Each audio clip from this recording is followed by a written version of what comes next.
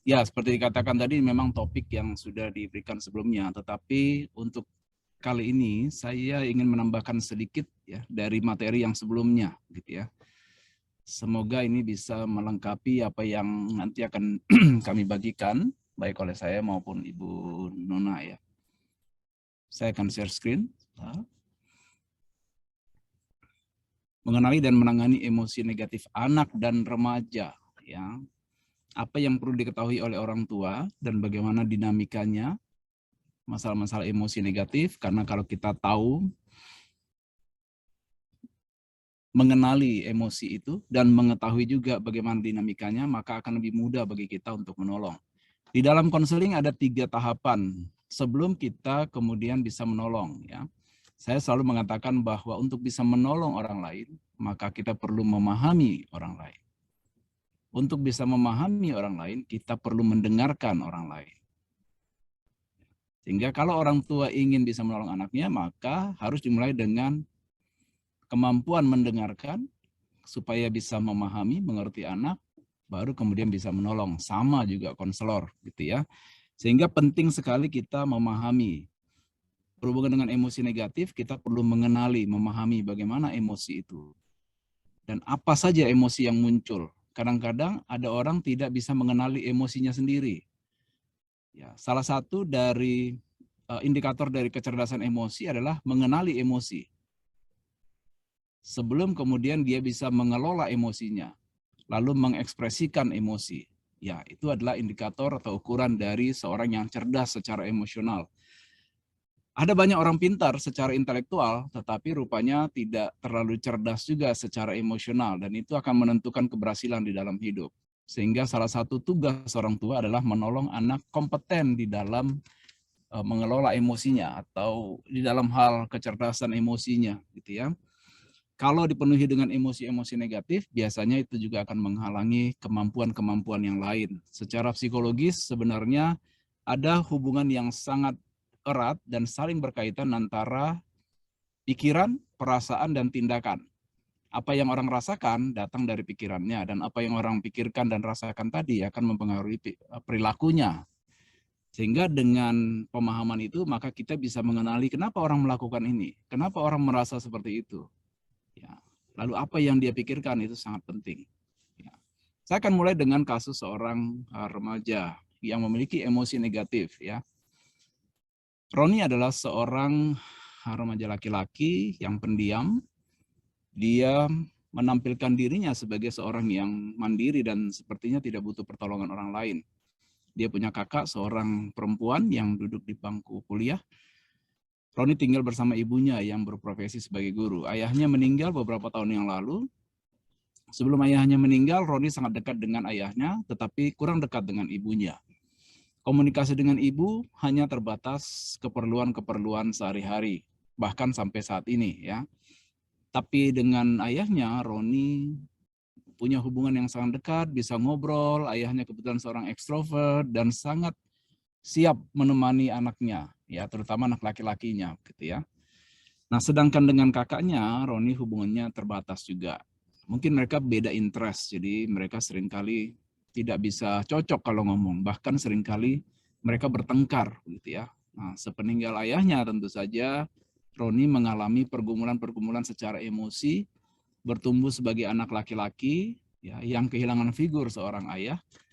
Ini menjadi pengalaman yang menentukan perilaku dia saat ini. Dia dibawa konseling oleh ibunya karena dia gagal dalam berbagai hal akademik, kemudian dia cemas dengan kecenderungan Roni yang suka marah gitu ya, dan tidak bisa mengendalikan diri. Sementara kalau diajak bicara oleh ibunya diskusi, Roni tidak terlalu kooperatif gitu ya.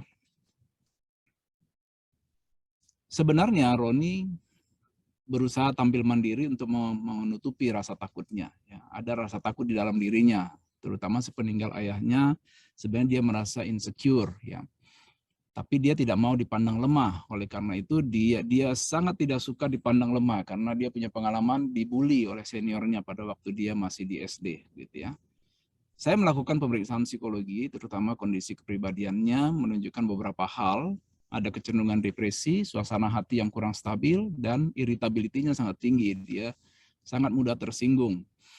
Dan yang paling menonjol sebenarnya adalah kemarahan gitu ya. Salah satu perilaku yang sering kali ditampilkan oleh Roni adalah dia sering nonton film-film yang atau video-video di YouTube yang penuh dengan kekerasan gitu ya. Entah kenapa dia senang melakukan itu. Itu yang juga mengkhawatirkan bagi ibunya, karena dengan begitu dia menjadi sangat menakutkan kalau dia marah gitu ya. Beberapa kali berinteraksi dengan Roni, saya menemukan dia anak yang kurang bahagia, mudah gugup. Kelihatan sekali dia menunjukkan dirinya seperti berani begitu ya, dia berani pergi sendiri, dia seperti tidak butuh orang lain gitu ya. Tetapi sebenarnya dia mengakui dia kadang-kadang merasa kosong gitu ya. Suasana hatinya pun mudah berubah-berubah ya. Ya, tentu saja kalau orang tua melihat anak seperti itu dia banyak kekhawatiran gitu ya. Tadi sudah saya katakan reaksi agresinya, perilakunya. Nah, ini perilakunya tadi, perasaannya ya. Perilakunya penuh dengan agresi, gampang panas, mudah marah gitu ya, melakukan pemukulan, pelemparan gitu ya. Seringkali dia tidak sabar juga. Walaupun dia berusaha menahan juga, artinya dia tidak selalu juga marah-marah, kadang-kadang dia menahan. Tapi itu membuat dia menjadi seorang yang kurang bahagia kelihatannya. Pertanyaannya adalah, apa yang terjadi pada Roni? Lalu bagaimana orang tua atau konselor bisa menolongnya dengan emosi negatif yang begitu banyak ya. Saya belum pernah menemukan emosi negatif yang sangat banyak pada diri seseorang, terutama seorang anak yang masih masih dalam pertumbuhannya begitu ya. Dia punya emosi marah, kecewa, mungkin juga ada frustrasi, kemudian ada juga rasa bersalah barangkali.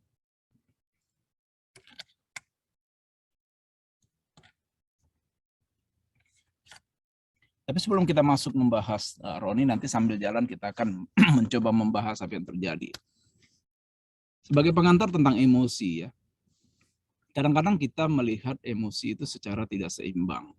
Atau seolah-olah emosi negatif itu adalah sesuatu yang buruk. Memang tidak menyenangkan memiliki emosi negatif. Tetapi emosi negatif itu dialami dari waktu ke waktu. Setiap hari kita bisa kecewa, kita bisa marah, bisa frustrasi juga. Kadang-kadang kita mengalami apa yang namanya emosi negatif itu selalu menarik kita ke bawah, down. Jadi ada downs, ada ups-nya kita. Kalau ups kita sedang happy atau sedang semangat gitu ya. Jadi sebenarnya setiap orang mengalami emosi negatif dari waktu ke waktu. Coba sekarang hitung dari sepanjang hari atau nanti sepanjang hari ini ya. Apakah kita mengalami emosi negatif atau tidak? Atau kita grafiknya selalu di atas, selalu bahagia. Tapi sebenarnya kita tidak bisa bahagia dan ceria setiap saat. Ya, sehingga adalah hal yang tidak realistis kalau kita berharap bahwa kita bahagia terus, gitu ya. Kadang-kadang ucapan ulang tahun orang mengatakan semoga selalu bahagia, gitu ya. Ya, oke, itu adalah harapan yang baik, gitu ya. Tetapi saya tidak berharap bahwa akan bahagia terus sepanjang hari, gitu. Selalu ada saja yang membuat jengkel, ada yang membuat tidak suka, begitu ya. Nah, memiliki emosi negatif itu sebenarnya adalah sangat manusiawi. Dari kecil kita mengalami emosi negatif. Bahkan sesudah orang dewasa pun mengalami emosi negatif. Ya, jadi negatif dan positif ya, adalah realita kehidupan kita. Tanpa emosi negatif kita tidak bisa mengenali dan menghargai emosi positif.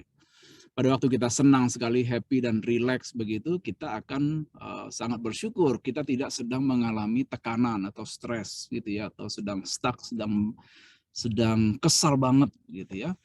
Jadi kesempatan liburan sebenarnya memberikan emosi yang positif.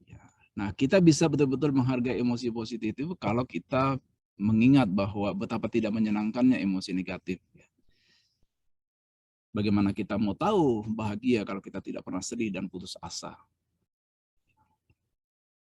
Bagaimana kita mengalami perasaan tenang kalau kita tidak pernah mengalami kecemasan dan kemarahan? Jadi kecemasan dan kemarahan adalah sesuatu yang wajar. Kita perlu mengenalinya dan kita perlu tahu bagaimana menanganinya gitu ya. Yang paling penting kita kembangkan dalam diri kita baik sebagai orang tua maupun sebagai anak adalah bagaimana kita mengenali emosi negatif kita, lalu bagaimana kita menanganinya. Dan kemudian kita bisa mendapatkan pengalaman yang berharga ya, mengalami pengalaman emosi negatif, mengalami pengalaman emosi positif. Itu adalah suatu bagian dari kehidupan kita. Jadi kita perlu juga adanya keseimbangan secara emosional.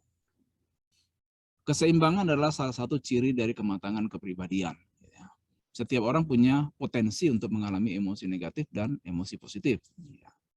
Dan bahkan kita punya kapasitas untuk merasakan perasaan negatif dan perasaan positif.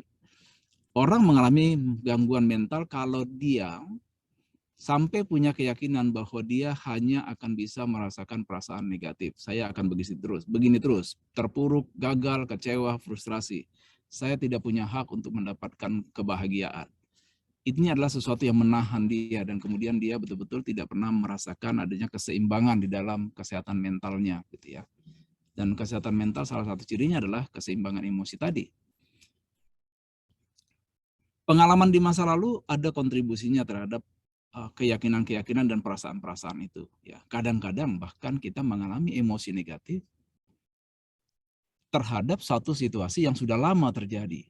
Ya, kadang-kadang kita mengalami hal yang sama. Misalnya mengingat seseorang yang menyakiti kita pada waktu masih di masa lalu perasaan itu muncul lagi. Ya. Jadi ada kontribusinya. Ya. Intinya kesehatan mental sama dengan menjaga keseimbangan emosi. Keseimbangan emosi itu bukan berarti kita menghalangi kita mengalami dua-duanya, positif dan negatif. Jadi datar-datar saja, bukan itu yang dimaksud keseimbangan. Keseimbangan artinya adalah pada waktu kita mengalami emosi negatif, berapapun derajat minusnya, begitu kita kemudian bisa bangkit. Tetapi kita juga sadar bahwa kita tidak selamanya happy juga, ya. Sehingga kita harus siap-siap. Konsekuensinya kondisi berat sebelah merupakan indikator ketidakseimbangan dan kesehatan tidak sehat secara mental. Ini adalah beberapa emosi yang biasa dialami oleh anak dan remaja. Rasa cemas, rasa takut, kecewa, frustrasi, tersinggung, marah, rasa bersalah. Cemas pada dasarnya adalah satu alarm bagi kita yang bisa menyelamatkan kita. Cemas bisa terjadi karena kita mengantisipasi sesuatu yang buruk bakal terjadi di dalam diri kita sehingga muncul kecemasan. Dan biasanya kecemasan ini terjadi begitu saja, atau kalau kata orang psikoanalisa ini memang unconsciously, ya, secara tidak sadar muncul begitu saja tanpa bisa dicegah. Begitu juga dengan rasa takut. Rasa takut bahkan berhubungan dengan antisipasi terhadap sesuatu yang mengancam keselamatan diri, gitu ya. Jadi cemas dan takut dinamikanya sama karena kita di dalam pikiran kita mengantisipasi sesuatu bakal terjadi. Kalau orang cemas dengan bahwa dia nanti akan celaka, gitu ya. Seseorang cemas bahwa sesuatu benda atau ada binatang akan memberikan akibat buruk dalam dirinya. Itu sebabnya banyak orang cemas dan kemudian berkembanglah gejala-gejala kecemasan yang lain seperti fobia, ya, cemas terhadap ketinggian misalnya, gitu ya, seolah-olah ketinggian itu akan membuat dia jatuh, gitu. Padahal belum tentu dia jatuh, gitu ya. Nah, kemudian kecewa dan frustrasi. Kecewa dan frustrasi juga dinamikanya relatif sama. Orang yang kecewa biasanya karena apa yang dia butuhkan atau yang dia inginkan tidak terpenuhi. Jadi perasaan kecewa biasanya muncul karena adanya atau tidak terpenuhinya kebutuhan seseorang. Baik itu kebutuhan dasar maupun keinginan yang dia harapkan bakal dia miliki atau dia dapatkan, gitu ya. Seseorang kecewa karena apa yang dia cita-citakan juga tidak tercapai. Sedangkan frustrasi adalah akumulasi dari kekecewaan. Kalau kekecewaan berulang-ulang terjadi sehingga tidak ada lagi jalan keluar untuk mendapatkan apa yang diinginkan, orang mengalami frustrasi. Udah seperti ada mentok begitu ya. Biasanya frustrasi ini yang kemudian sampai kepada apatisme, ya.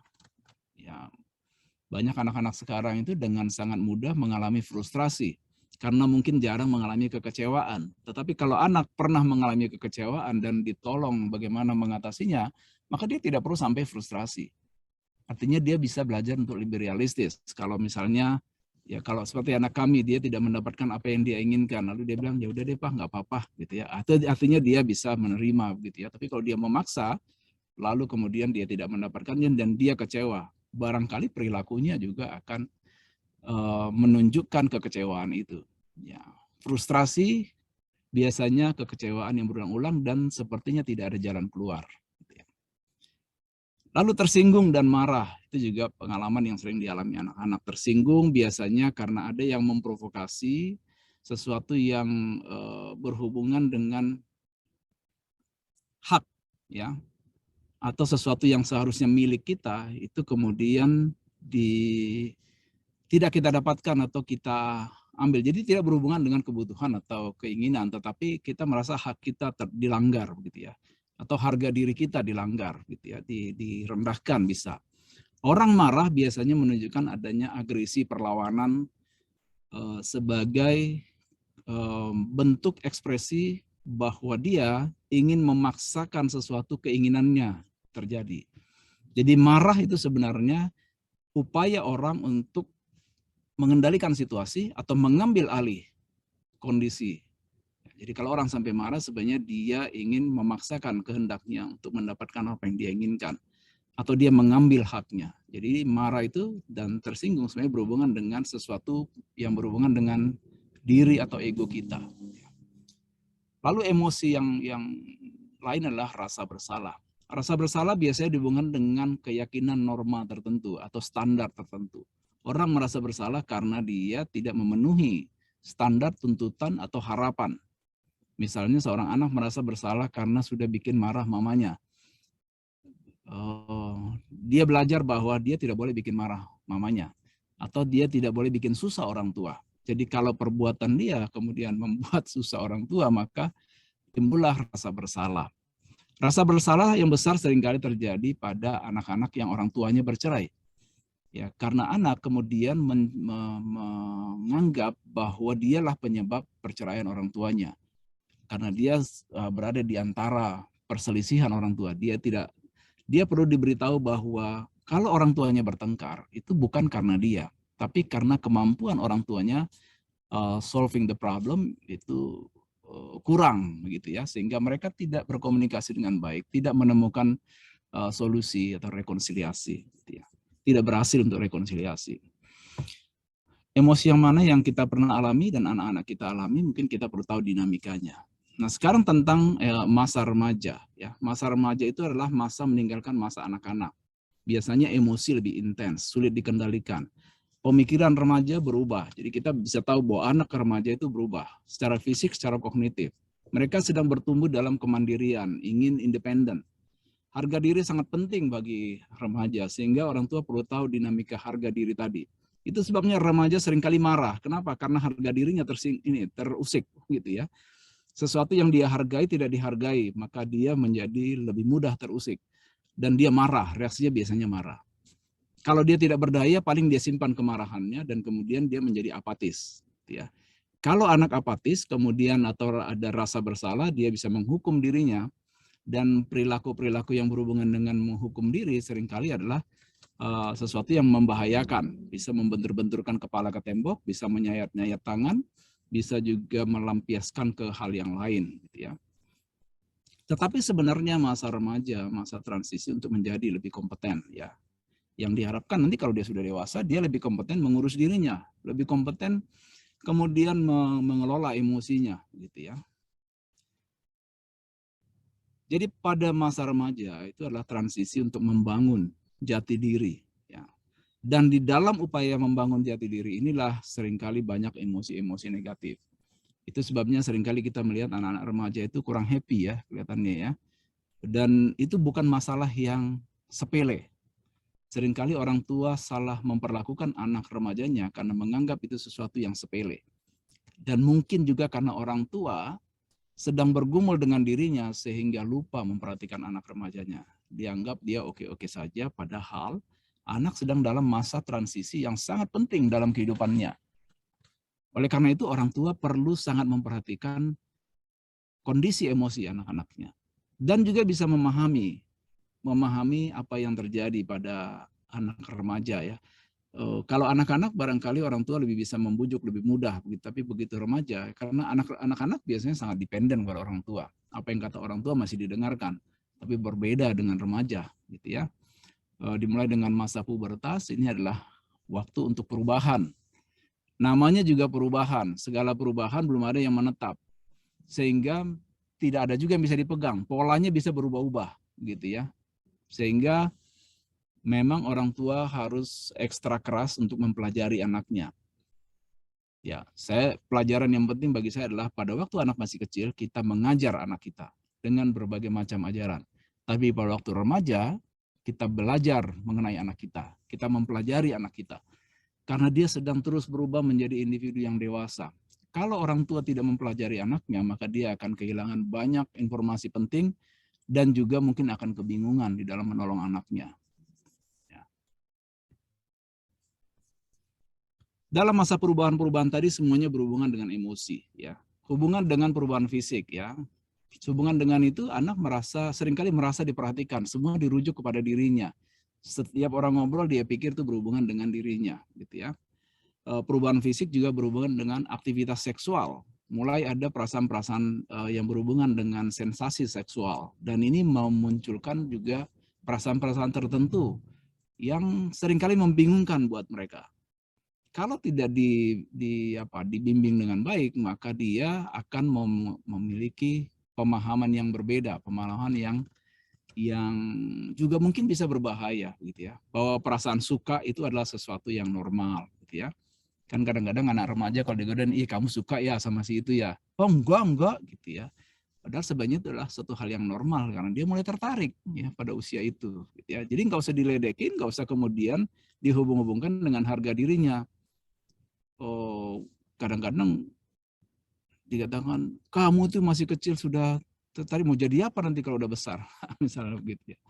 Waduh, itu anak-anak sebenarnya tidak perlu mendengarkan itu. Kalau orang tua mengerti apa yang dirasakan ya. Kalau orang tua ya sedikit mempelajari anaknya lah. Perubahan fisik juga berhubungan dengan rasa berharga atau rasa tidak berharga. Kalau badannya kecil bisa mempengaruhi perasaan harga diri atau kalau badannya besar juga ya. Saya punya teman perempuan badannya tinggi sekali ya. Dia bergumul juga dengan tinggi badannya gitu ya. Dan itu mau badannya tinggi, mau badannya pendek, mau gemuk, itu semuanya perubahan fisik akan mempengaruhi perasaan. Misalnya pada anak-anak perempuan yang mulai badannya berubah gitu ya. Karena organ-organ reproduksinya mulai muncul gitu. Dan itu adalah bagian dari transisi dan emosi menyertai perubahan-perubahan tadi.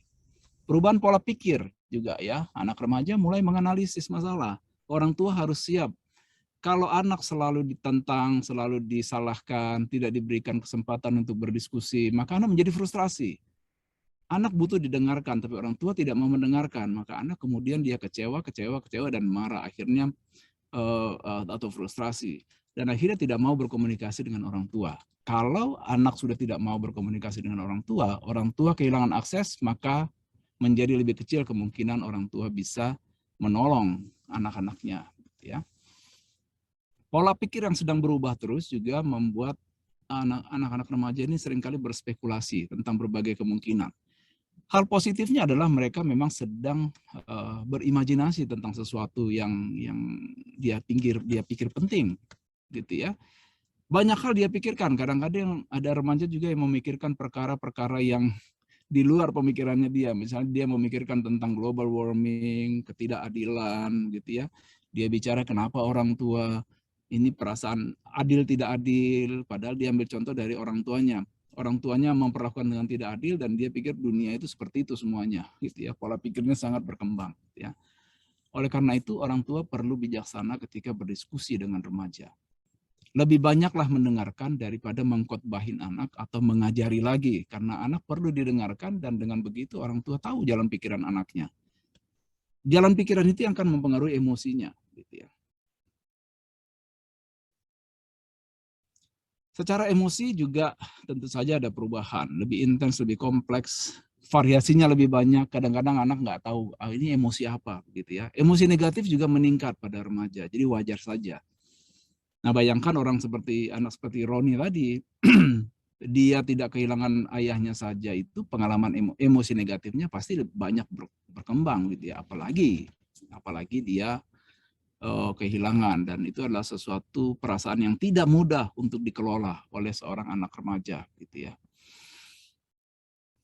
Itu sebabnya anak remaja seringkali berfokus kepada feeling good, ya, karena dia tidak suka dengan perasaan-perasaan negatif itu. Oleh karena itu, kalau ada kesempatan bagi dia merasa enak, feeling good, itu sangat penting buat dia, itu jadi prioritas. Maunya rileks, cari pengalaman positif, ya coba sana, coba sini, yang penting happy, begitu ya. Atau yang penting tidak mengalami emosi negatif ini, karena tidak menyenangkan emosi negatif itu ya. Dan di situ anak perlu ditolong. Perubahan pandangan terhadap diri sendiri juga mempengaruhi emosi negatif anak. Ya, gambaran diri lebih abstrak, umum, kadang-kadang. Jadi jangan heran kalau anak remaja sering menjawab tidak tahu, nggak tahu ya gimana ya ngasih taunya, yang jelasinnya ya, gitu ya. Dia juga sedang mencoba memahami dirinya sendiri dengan cara membanding-bandingkan diri dengan orang lain. Memang begitu salah satu cara kita mengestablish identity jati diri kita dengan membandingkan diri dengan orang lain. Itu bukan sesuatu yang salah, tetapi kalau itu terus-menerus yang dia lakukan, maka dia sendiri tidak pernah menerima dirinya. Membandingkan diri tidak ada masalah, tetapi kalau berhubungan dengan penerimaan diri, ini adalah sesuatu yang harusnya ditolong ya. Hal-hal yang tidak bisa diubah ya diterima, tapi kalau ada hal-hal yang masih bisa diubah, lakukan sesuatu untuk perubahan. Misalnya kalau kamu iri dengan teman yang pintar, gitu ya, kamu bisa juga menjadi pintar asal kamu berusaha, gitu ya. Intinya kalau ada pandangan terhadap diri secara negatif ya, kalau pandangan terhadap diri sendirinya negatif, maka emosi negatif yang akan menguasai. Tapi kalau remaja ditolong memiliki pandangan diri yang positif, maka dia akan mengembangkan emosi yang positif. Ya. Tadi itu perubahan tentang harga diri. Sosial juga begitu, pengaruh kelompok. Siapa teman itu akan menentukan perasaan anak remaja. Kalau dia berteman dengan anak-anak yang famous, anak yang pinter, anak yang diterima dengan baik secara sosial, maka dia menjadi juga merasa diterima gitu. Tapi kalau dia berteman dengan anak-anak yang terpinggirkan begitu, maka perasaan juga menjadi negatif. Tapi memang kadang-kadang kecenderungan anak remaja itu berteman dengan yang sama perasaannya, gitu ya. Oleh karena itu emosi remaja tergantung siapa temannya. Nah, di dalam konteks perkembangan sosial, perasaan diterima atau ditolak itu sangat sensitif bagi anak remaja ya. Itu sebabnya sangat penting bagi mereka untuk mendapatkan penerimaan. Tadi pada kasusnya Roni itu dia mengalami penolakan. Dibully itu adalah sesuatu yang menunjukkan penolakan yang secara sangat dramatis ya bagi seorang anak, sehingga itu sangat menyakitkan. Sangat menyakitkan. Sehingga dia perlu mendapatkan pertolongan khusus kalau mengalami bully. Perlu harga dirinya perlu diposting ya, perlu ditolong supaya dia bisa menyeimbangkan ya. Walaupun tidak semudah dikatakan menolong anak yang mengalami seperti itu. Kemudian kalau mulai pacaran emosi negatif ya. Kalau punya pacar perasaannya lebih positif. Tidak punya pacar merasa rendah diri dan perasaannya bisa negatif. Merasa rendah diri, berbeda dengan orang lain. Ya, tadi semuanya itu muncul ya. Rupanya ya memang masa remaja, tapi usia berapa harus pacaran? Kalau saya pikir ukurannya adalah kalau remaja dia harus belajar menghandle perasaannya. Kalau misalnya dia berteman dekat, berteman dengan orang lain, berteman dengan lawan jenis, ada risiko untuk ditolak. Oleh karena itu dia perlu disiapkan untuk menghadapi penolakan. Gitu ya. Seorang anak remaja pria menceritakan bagaimana dia tidak berhasil dalam hubungannya, lalu itu sangat memukul buat dia begitu ya, dan ya banyak cerita dinamikanya begitu. Intinya adalah dia merasa ditolak, merasa tidak berharga gitu ya. Maka dia perlu ditolong. Oh, kalau kamu ditolak itu bukan berarti kamu tidak berharga, tapi mungkin kamu belum menemukan orang yang tepat dengan kamu, maka ya berdoalah untuk orang seperti apa gitu ya. Saya biasanya menasihatkan kepada anak-anak saya, Daripada kamu berpikir mendapatkan teman yang baik, belajarlah untuk menjadi teman yang baik. Gitu ya. Maka orang akan menemukan ada seseorang yang baik.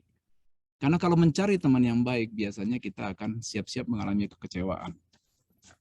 Karena sulit sekali menemukan seseorang yang menjadi teman yang baik. Di sekolah juga mempengaruhi emosi. Jadi bayangkan emosi di sekolah berhubungan dengan harga diri sekolahnya di mana, itu akan menentukan kalau dia SMA favorit atau sekolah SMP favorit, ada rasa percaya diri. Tapi kalau tidak, misalnya di SD atau SMP yang tidak terlalu terkenal begitu ya, itu juga mempengaruhi ya. Dan juga tergantung orang tuanya juga memperlakukan. Kalau orang tua memiliki alasan kamu lebih baik masuk ke sini karena kamu lebih pantas di sini, misalnya begitu. Dan itu juga sebenarnya menjebak anak sehingga dia mengkaitkan harga dirinya dengan sekolah di mana dia berada, gitu ya. Oke. Bagian terakhir, ada banyak sekali emosi sebenarnya, emosi yang kita perlu kenali. Emosi-emosi yang menarik kita ke bawah, dari mulai rasa bosan sampai kepada depresi. Emosi positif juga ada, dari mulai rasa puas sampai kepada joy ya, ada kebebasan, ada rasa dikasihi atau mengasihi gitu ya. Ini kita perlu mengenali beberapa emosi-emosi ini yang juga perlu kita kembangkan. Nah, ini tips praktis bagaimana menjaga keseimbangan emosi kita ya. Ini juga bisa diberlakukan bagi anak-anak dan remaja. Yang pertama mengenali emosi, lalu menemukan emosi mana yang paling dominan. Kalau pada Roni tadi, emosi yang paling dominan adalah rasa marah. Dari mana rasanya marah? Rasa marah itu datang karena itu berhubungan dengan harga dirinya. Dia merasa tidak berharga juga ya. Lalu menelusuri apakah ada pengalaman masa lalu. Jelas sekali ada pengalaman dibully, dan dia waktu dibully, pada waktu ada ayahnya dia merasa dibela, dan dia bisa biasanya ayahnya itu akan mendatangi orang tua dari anak yang membuli, jadi beres persoalan gitu ya. Tapi begitu orang tuanya atau ayahnya nggak ada, dia tidak bisa menemukan. Jadi yang saya lakukan adalah mengaitkan, oh kamu dulu merasa seperti ini. Jadi dia seperti ada dendam masa lalu kepada anak yang membuli itu. Bahkan dia bilang, saya punya bayangan, saya mau ketemuin anak itu. Kalau ketemu saya mau ajak dia berantem. Saya mau tunjukkan bahwa saya lebih kuat daripada dia. Gitu ya.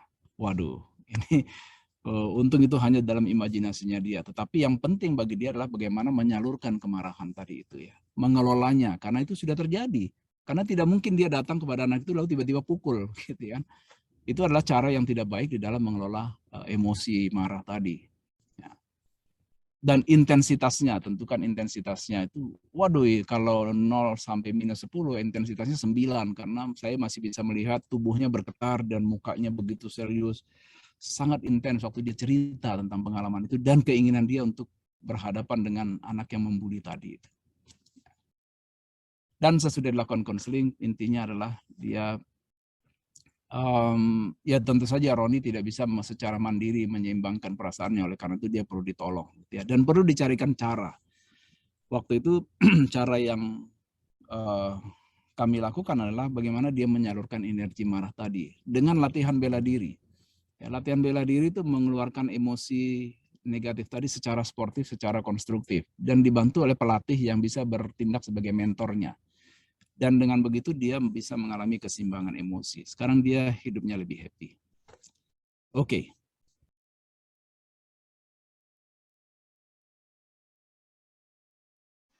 Kalau tadi Pak Robert sudah lebih menjelaskan tentang apa itu emosi, hal-hal apa yang berkaitan dengan itu, saya mencoba mengambil sisi yang lebih ke arah praktikal, mengacu kepada judul mengelola emosi negatif anak. Khususnya saya mau membahas apa yang disebut dengan emotion coaching. Boleh minta tolong Ibu Mona untuk di-share presentasi saya? Ya. Ya. Nah, emotion coaching ini pertama kali atau mulai dikembangkan itu di tahun 80-an. oleh yang namanya John Gottman. John Gottman adalah profesor emeritus psikologi dari University of Washington di Amerika.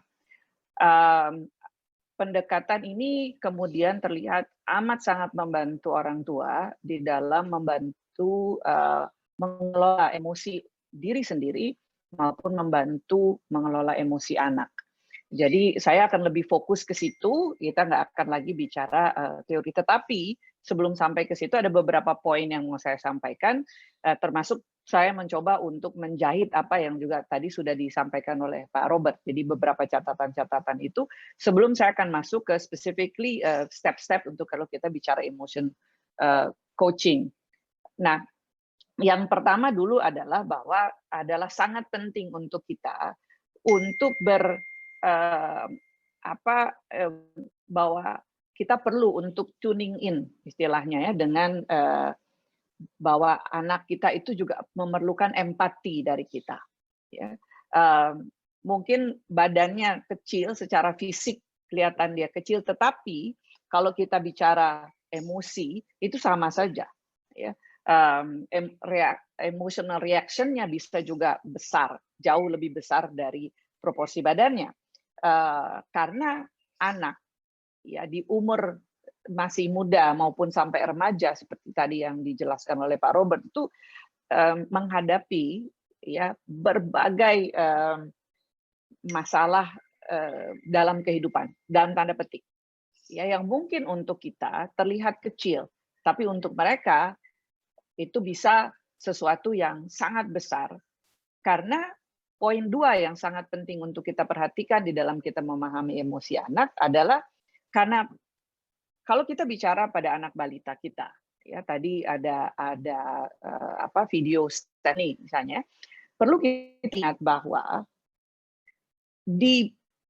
pada anak umur itu bahkan sampai masuk usia memasuki SD dan TK dan SD adalah bahwa self regulation-nya mereka, brain, otak mereka yang berhubungan dengan self regulation itu masih developing, masih terus-menerus berkembang. Jadi jangan kita berharap bahwa anak kita itu ya itu sudah mampu untuk merespon sesuatu hal sama seperti kita. Ya, kita kadang-kadang menempatkan diri seperti itu sehingga kita sulit untuk masuk kepada memahami bagaimana anak kemudian melihat atau memahami persoalannya. Anak kecil khususnya itu saya rasa kita tahu tapi seringkali kita lupa bahwa mereka lack of experience. Mereka belum punya pengalaman untuk bagaimana melihat sesuatu hal ya yang terjadi dan bereaksi terhadap itu ya. Mereka belum punya kompetensi ya untuk bisa membaca pemikiran orang, belum bisa membaca keinginan atau intention orang. Ya. Keterbatasan-keterbatasan itulah yang kemudian membuat mereka perlu dibantu di dalam memahami bagaimana mengelola emosinya. Yang juga tidak boleh kita lupakan adalah bahwa pada anak-anak tertentu, ya, mereka cenderung bisa because of personality-nya, mereka cenderung bisa lebih tough, ya, lebih tahan banting dibandingkan dengan anak-anak lainnya, ya, karena personality itu adalah urusan nature, ya, apa yang menjadi bawaan kita maupun nurture, bagaimana di dalam proses pengembangan kita. Itu dua hal yang saling bertemu dan kemudian saling berproses dan membentuk kepribadian seseorang, kan begitu. Nah, di umur anak-anak ada sebagian anak-anak yang punya toughness, ya, yang lebih bagus daripada anak lainnya. Ya, jadi jangan disamaratakan. Bahkan di dalam keluarga yang sama. Tadi misalnya Pak Robert sempat bicara bagaimana kalau kita bicara tentang loneliness, tadi ada pertanyaan dari peserta, bisa saja bukan anak tunggal, tapi 3 bersaudara, tetapi yang tengah itu kemudian juga bisa merasakan kesepian di tengah keluarga yang dimana dia punya kakak dan punya adik. Ini yang juga menggambarkan bagaimana dalam sebuah keluarga didikannya bisa sama, tetapi di dalam mengelola emosinya kemudian juga bisa memiliki cara yang berbeda. Nah, ini yang nanti akan perlu kita lihat dan kita akan bicarakan lebih jauh pada saat kita masuk lebih kepada emotion coaching.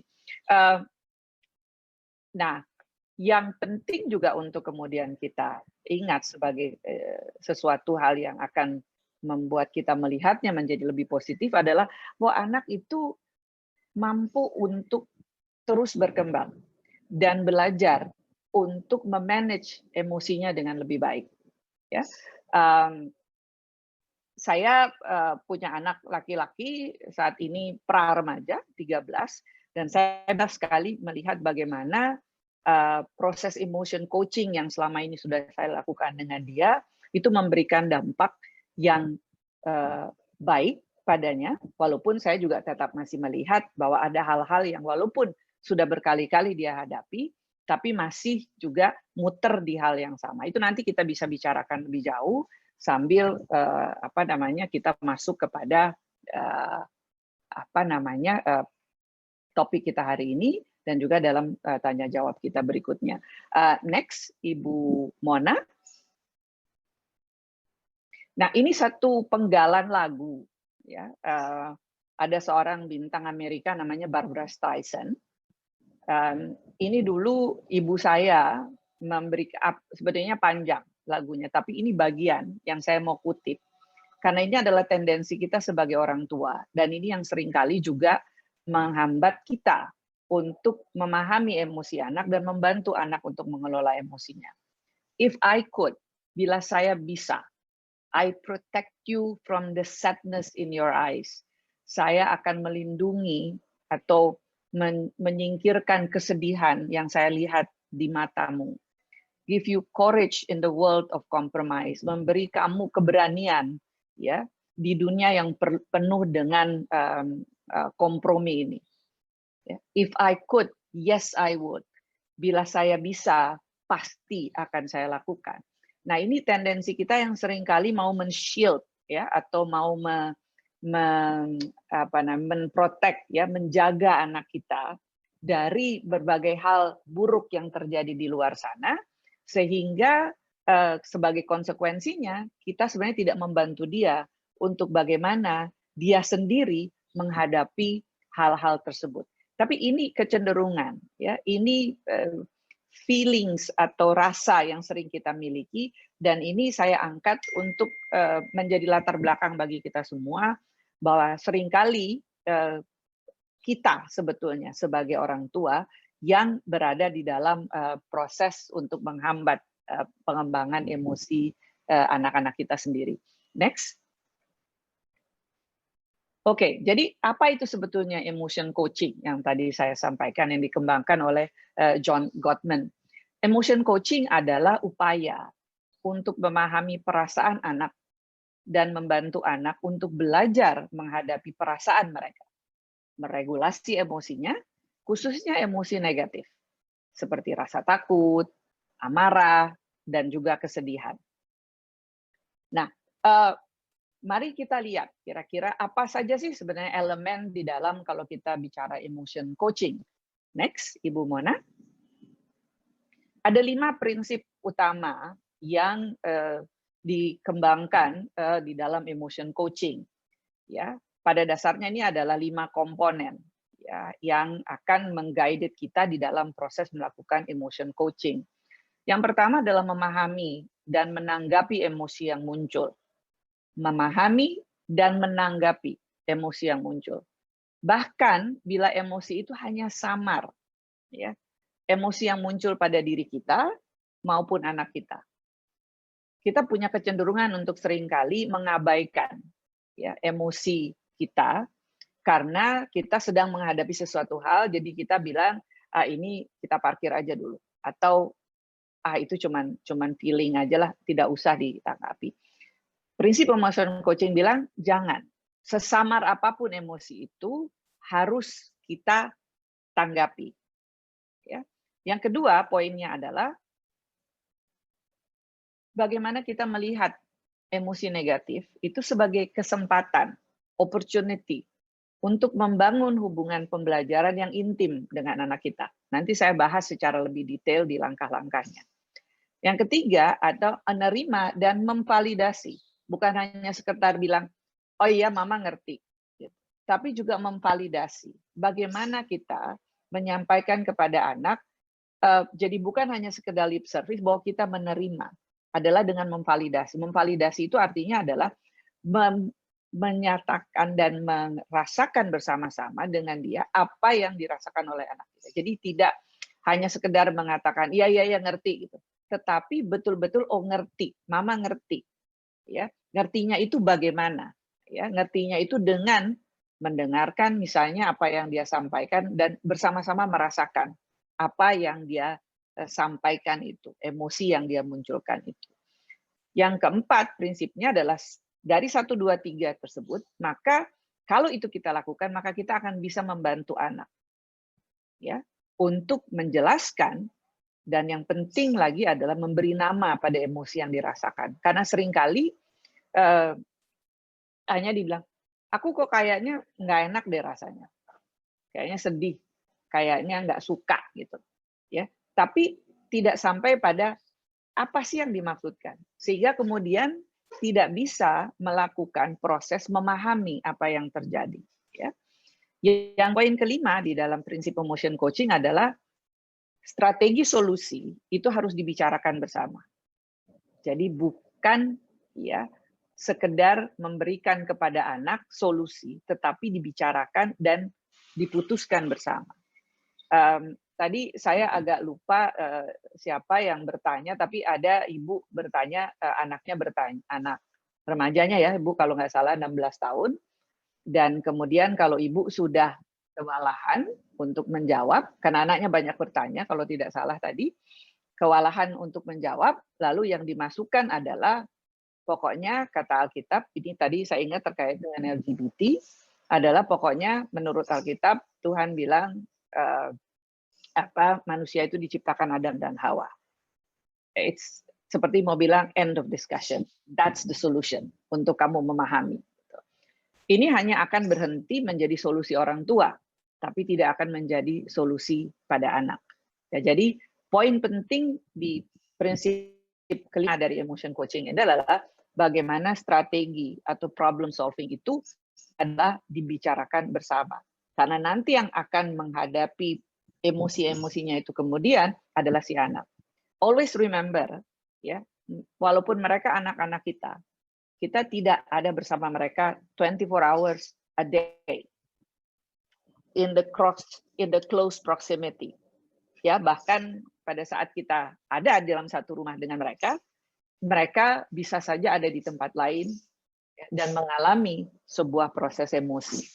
Yang dengan demikian kita harus mampukan mereka untuk mampu menghadapi itu sendiri dan tidak terus-menerus diberikan solusinya oleh orang tua.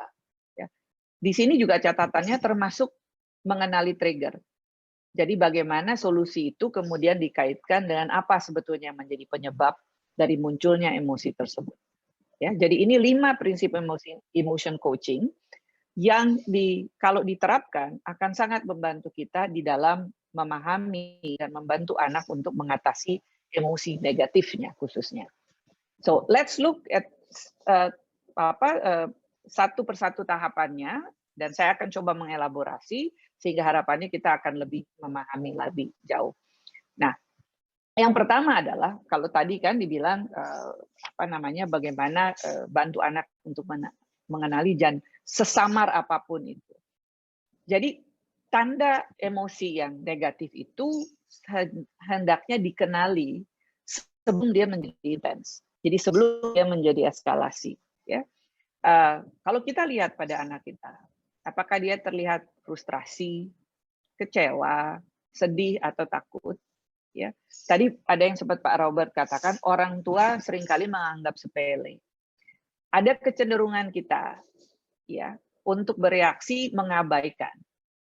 ya, atau mengesampingkan hal-hal atau situasi yang menghadirkan perasaan itu tadi, frustrasi, kecewa, sedih, dan takut. Dan berharap bahwa itu akan lalu. Jadi misalnya anak terlihat sedih gitu loh. Lalu kita hanya sekedar bertanya, "Adik sedih ya?" "Iya, tadi soalnya di sekolah Miss gurunya lupa menanyakan sesuatu." Anak saya pernah mengalami ini, misalnya dia kebiasaan di sekolah, yaitu kalau ada anak yang ulang tahun, itu selalu di-recognize oleh gurunya. Apakah itu terlepas dari akan ada perayaan atau tidak. Tapi setiap pagi itu biasanya guru akan melihat di kalender yang ada di dinding, yang biasanya ditulis itu ya, ulang tahun anak yang ada di kelas itu. Hari itu ulang tahunnya, dan walaupun ada di dinding, itu guru lupa merecognize. Untungnya memang ada satu teman dekatnya, satu kelas mereka cuma 18 murid, yang angkat tangan di kalau dalam istilah di sekolah anak saya itu namanya morning meeting. Jadi saat teduh pagi. Ya. Itu di saat morning meeting itu si teman anak saya ini yang angkat tangan bilang, "Miss, hari ini today is Abi's birthday." Itu ya. Hingga akhirnya semua kemudian happy birthday dan sebagainya gitu ya. Kami pada waktu itu memang tidak ada, karena itu kelas 6 SD seingat saya. Jadi kami tidak melakukan perayaan apapun. Biasanya waktu dia masih kelas 1 sampai kelas 5, itu ada membawa kue tart atau membagi small gift lagi. Tapi tahun ini dia sendiri yang bilang, "Nggak usah lah." Gitu. Karena mungkin untuk catatan di sekolah anak saya itu kalau udah kelas 6, itu sudah masuk ke hitungannya middle school sebetulnya. Ya, jadi karena sistem sekolah mereka itu menganut apa yang disebut dengan multi classroom. Anak TK dan anak kelas 1 itu satu kelas, namanya K1. Jadi grade K dan grade 1 jadi satu. Grade 2 dan grade 3, grade 4 dan grade 5, sehingga grade 6 itu masuk bersama dengan grade 7. Ya. Nah, jadi dia merasa bahwa udah pakai seragam biru sekarang, dan udah nggak usah lah. Gitu. Tapi he still expecting bahwa teman-temannya dan gurunya recognize itu. Jadi pulang, waktu saya jemput, itu dia bicara tentang, saya tanya tadi di kelas bagaimana, dan dia bilang, "Oh seru temannya gini." Tapi saya mendetek ada sedikit awan abu-abu, gitu loh. Sehingga saya bertanya pada dia, apa? Dan kemudian itu yang dimunculkan. Terus terang saya agak terkejut juga, karena saya tidak menduga itu big thing buat dia. Ya, karena memang selama ini juga kami kalau di rumah birthday se-birthday, tidak harus sesuatu yang di-celebrate begitu rupa, tapi lebih kepada pengingat akan pertambahan umur dan bersyukur, lebih ke situ. Nah, ini baru kelas 6 itu kira-kira sudah 2-3 tahun yang lalu. Anak saya sekarang kelas 8.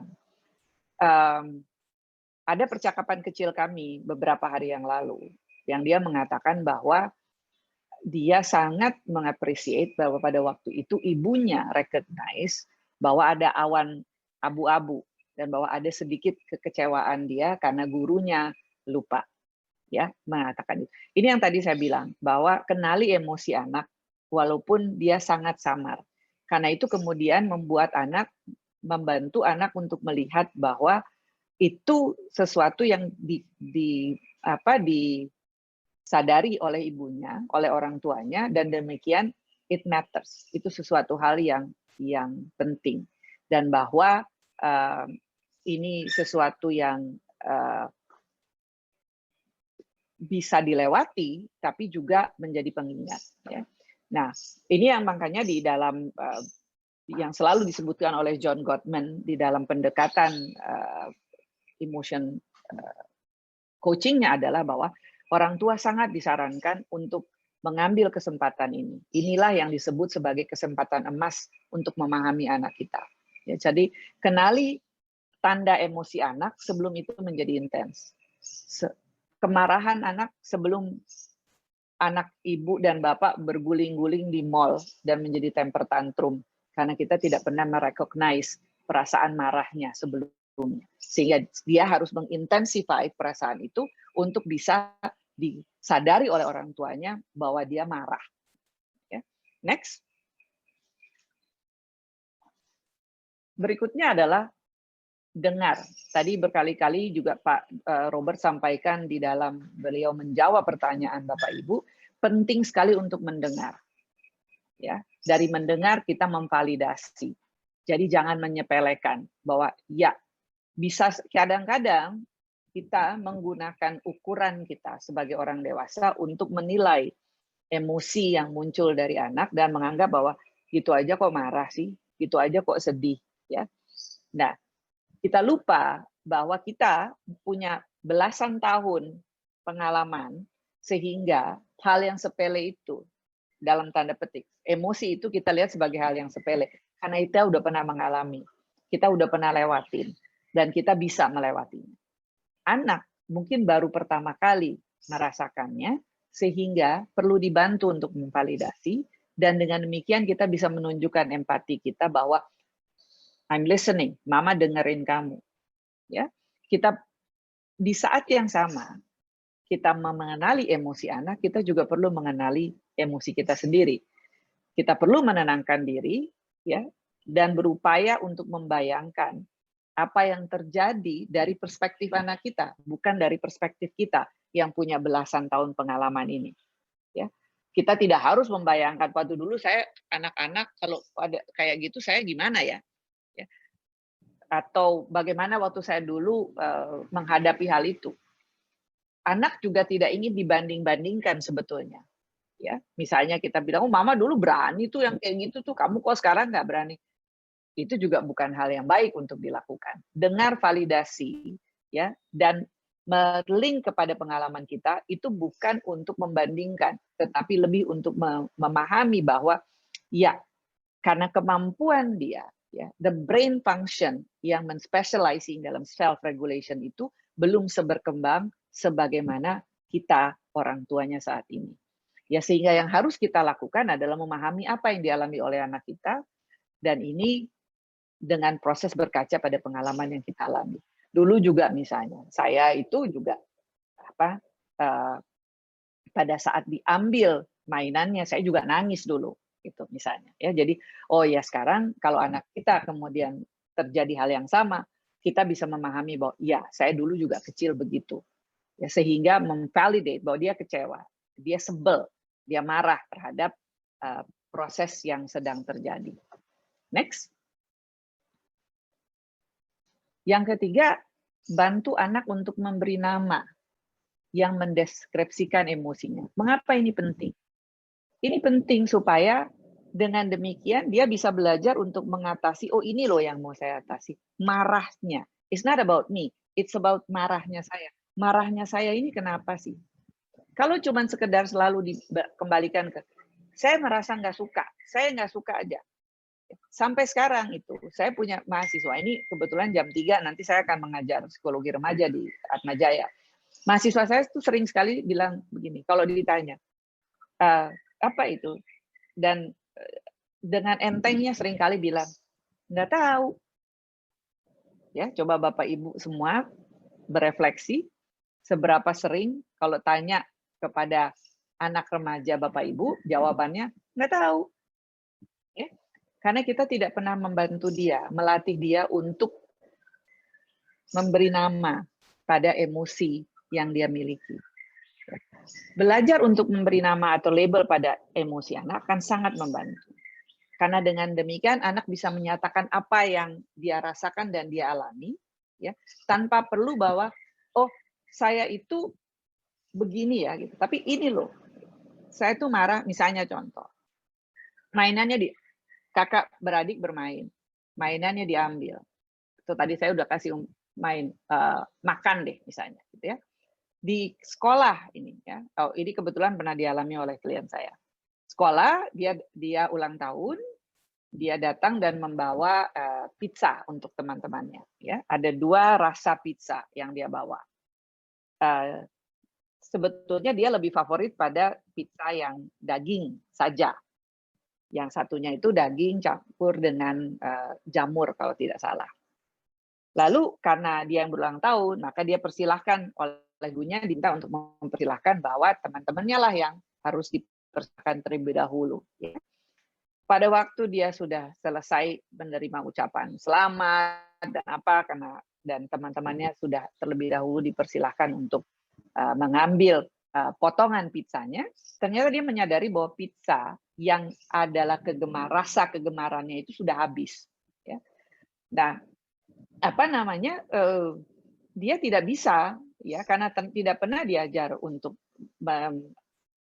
label perasaan itu, dia cuma pulang dengan gerundel, kebal, marah bahwa sebetulnya itu yang terjadi. Gitu, ya. Di dalam proses kemudian konseling dengan saya, sebenarnya ini untuk hal yang lain, tapi kemudian ini muncul. Ya. Anak itu menyontohkan pengalaman itu. Ya, bahwa saya nggak tahu, pokoknya rasanya hari itu tuh pulang sebel aja gitu. Mama bilang, loh, adik kan tadi baru pulang habis merayakan ulang tahun. Tuh kok kenapa mukanya cemberut gitu? Pokoknya aku sebel, aku nggak suka. Gitu. Ibu berhenti sampai di situ. Hanya kemudian menghibur dengan mengatakan, jangan cemberut dong, jangan sedih, kan ulang tahun. Mestinya senang dong, ya. Mestinya bahagia dong, ya kan? Nanti di rumah ada kado loh yang bisa men-cheer you up, ya. Dan itu terjadi, memang pulang dia mengatakan dapat kado dan sebagainya, tetapi dia tidak bisa kemudian menyingkirkan ini.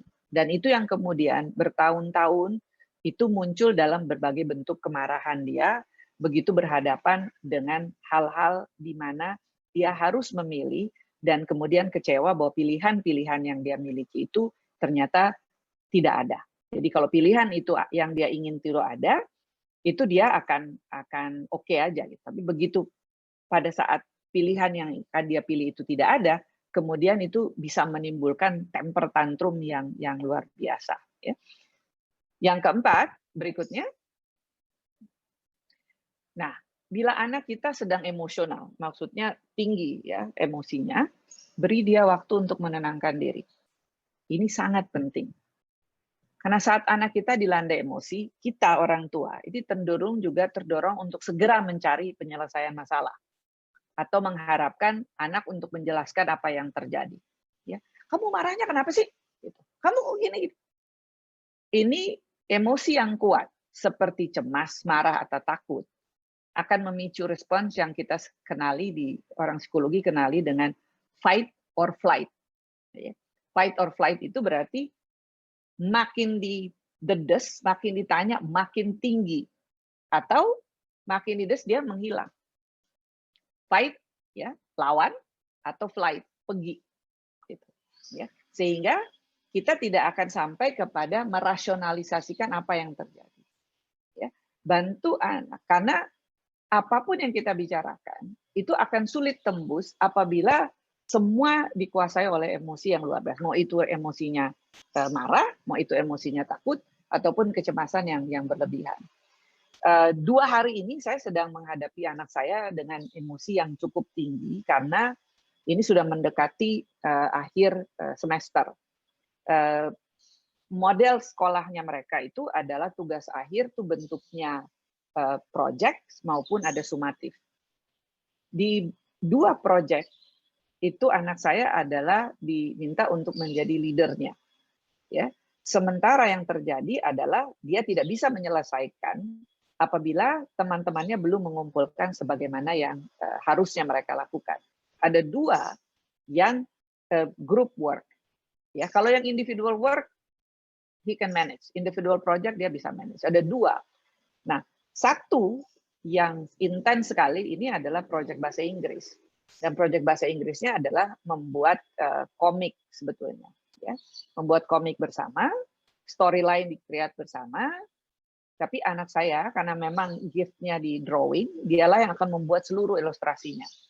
Tetapi ilustrasi ini tidak akan bisa diselesaikan apabila storyline-nya itu, ya storyline sudah ditetapkan, tapi the dialogue itu belum diselesaikan. Sehingga yang terjadi adalah deadline-nya harusnya kemarin itu belum bisa diselesaikan. Ya. Yang terjadi adalah semacam panic attack.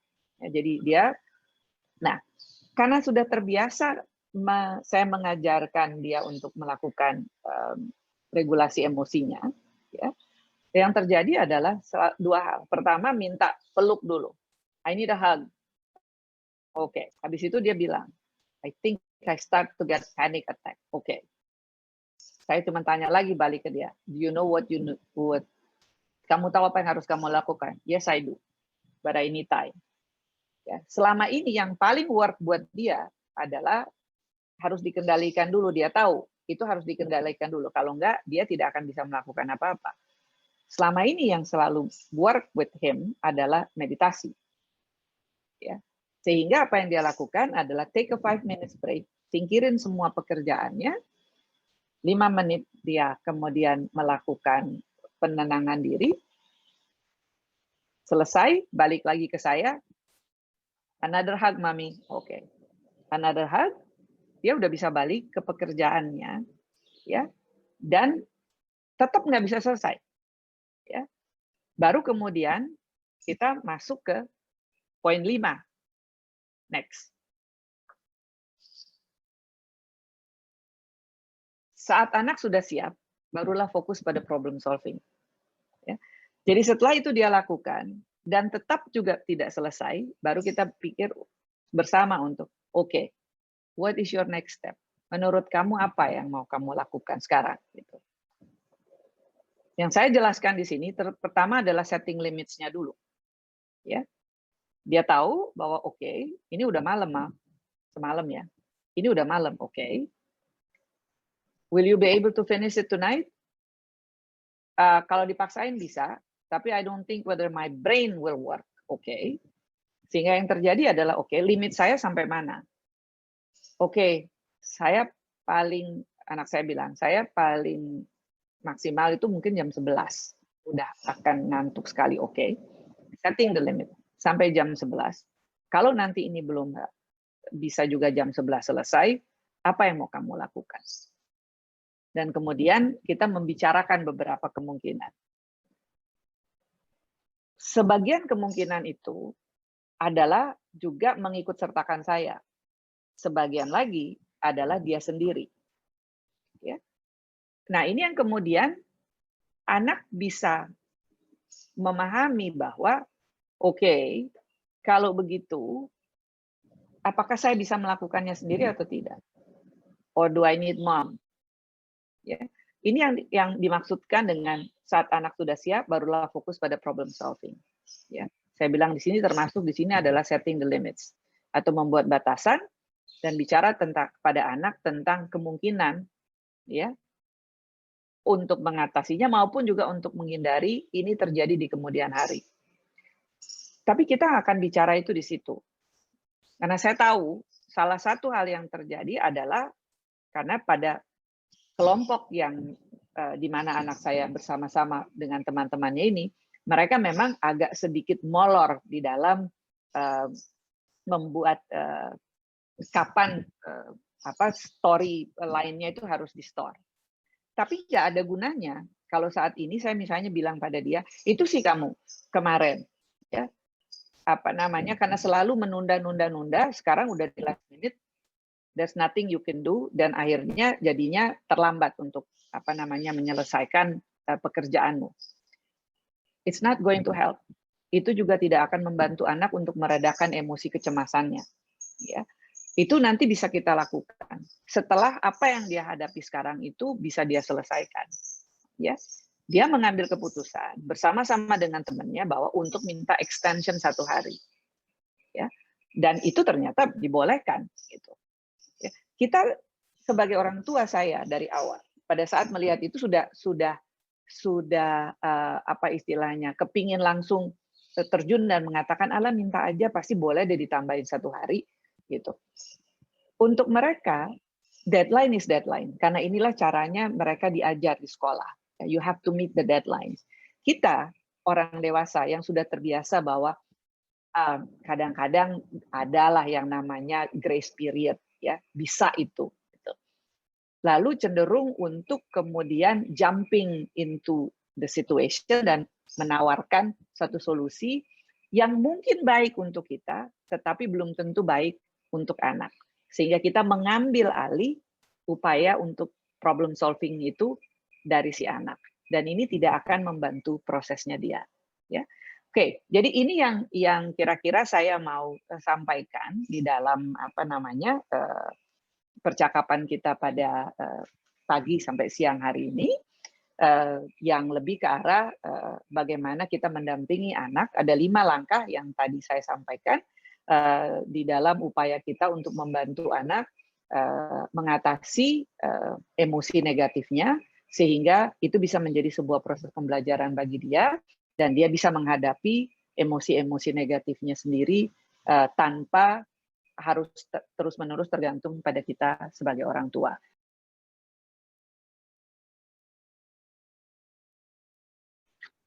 Baik Bapak Ibu, mengenali dan mengelola emosi negatif sangat penting untuk dipelajari oleh orang tua dan juga untuk diajarkan kepada anak-anaknya kalau orang tua ingin lebih efektif di dalam menolong anaknya bertumbuh. Karena pertumbuhan anak bukan hanya sekedar pertumbuhan intelektual dan fisik, tapi juga pertumbuhan emosi, relasi, dan tentu saja pertumbuhan spiritual. Demikian, Bu Nona. Oke. Mari, silakan Bu Nona. Saya ingin mengutip kutipannya agak nggak biasa dari Bruce Lee. Bruce Lee itu bilang begini, emotion can be the enemy. Emosi itu bisa menjadi musuh. If you give in to your emotion, apabila